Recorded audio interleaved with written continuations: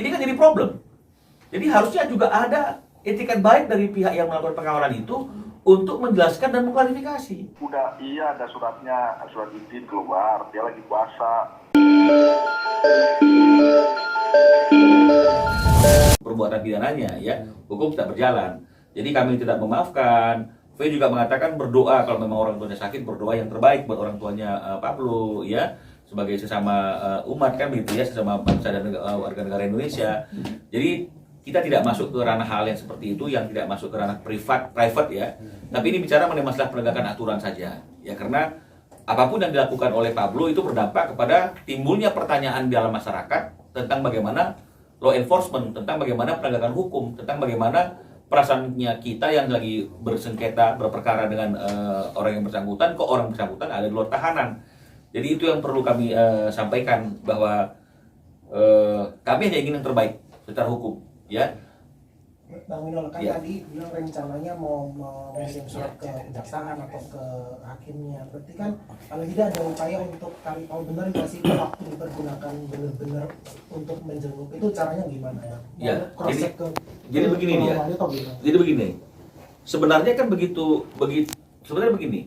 Ketika orang yang lagi dalam pengawalan keluar dari tahanan, ini kan seyogianya orang yang mendapatkan tanggung jawab untuk melakukan pengawalan kan itu juga harus tahu bahwa orang yang dikawal untuk keluar tahanan ini adalah orang yang sedang menjalani suatu proses perkara yang perkaranya mengundang perhatian publik. Ya, beda untuk perkara-perkara lain yang mungkin nggak ada, yang jauh dari liputan media, orang juga nggak tahu perkaranya apa, mungkin akan lebih aman. Tapi ini kan perkara yang mengundang perhatian publik, dan wajah orang yang sedang dikawal juga itu dikenal. Karena berbulan-bulan ada di media elektronik dan di media cetak. Nah, jadi seharusnya itu sudah menjadi pertimbangan, menjadi perhatian bagi orang yang dapat tanggung jawab untuk mengawal, agar tidak mengizinkan orang tersebut masuk ke area-area publik yang mudah dilihat dan dikenali orang. Nah, jadi harusnya juga ada klarifikasi dari pihak yang melakukan pengawalan itu, bagaimana kronologis waktu yang mereka gunakan untuk pengawalan tersebut. Berapa lama besuknya, berapa lama di sininya, kan mereka yang kita kan nggak punya kewajiban untuk bertanya. Mereka punya kewajiban untuk menjelaskan, karena masalah ini sudah menjadi masalah yang menjadi perhatian masyarakat, karena ada orang yang dalam tahanan, di luar tahanan, dan juga berada di tempat-tempat umum. Kalau beradanya misalnya di rumah sakit, beradanya kemudian misalnya di pemakaman, misalnya kan orang maklum, oh izin keluarnya karena ada yang sakit, izin keluarnya karena ada yang meninggal dunia. Tapi kalau misalnya kemudian yang terlihat oleh masyarakat itu, yang dipublikasikan dan yang diketahui oleh masyarakat izin keluar dari tahanan, tapi ada di mall, ada di pasar Sentul, ini kan jadi problem.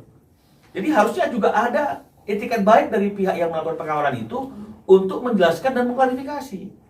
Tapi kembali lagi, apapun penjelasannya pasti masyarakat juga sudah sedikit tidak percaya, pasti akan kecewa, karena apapun juga itu bisa saja dianggap sebagai suatu retorika, karena faktanya masyarakat melihat orang tersebut bebas ada di tempat umum. Nah, jadi ini yang kami perlu sampaikan. Kalau kita sih maklum bahwa memang itu ada aturannya, tapi sangat disayangkan digunakan untuk waktu yang diberikan itu dengan tidak maksimal, tapi justru ke tempat umum yang kemudian menjadi perhatian banyak orang karena dia cukup dikenal dan masih dalam tahanan seharusnya, tapi kok ada di luar tahanan. Nah, jadi jangan-jangan juga orang-orang bisa berpikir, kalau kami sih positive thinking ya Pak ya, tapi orang-orang kan bisa berpikir bahwa itu sebagai bentuk pelecehan, kan, pelecehan kepada korban juga. Lihat nih, saya bisa ada di mana, ada di tempat umum ya, seperti hari ini saya ada di Pasar Sentul. Orang lain bisa berpikir seperti itu ya, kalau kami tidak. Nah, tapi karena orang lain berpikir seperti itu, maka timbul juga pertanyaan-pertanyaan langsung kepada klien kami, kok bisa, kenapa, kamu gimana, kan begitu. Nah, ini yang sebenarnya juga kami juga tidak inginkan, karena semuanya sudah kami serahkan kepada penegak hukum, kepada pihak kejaksaan, kepada pengadilan. Halo, selamat siang dengan Pak Andi ya. Ya, Pak Andi, maaf mengganggu Pak. Saya Yohanes, wartawan dari bigdu.com. ya.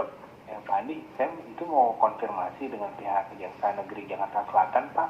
Apa itu? terkait yang foto beredarnya Pablo Benua di kafe di belakang Polda Pak. Itu emang udah izin sama pihak kejaksaan atau gimana sih Pak Andi? Diizinkan sama hakim. Diizinkan sama hakim. Udah, iya ada suratnya, surat izin keluar. Dia lagi puasa. Lagi puasa mau menjelang beduk, menjelang ini dia mampir dulu sebentar.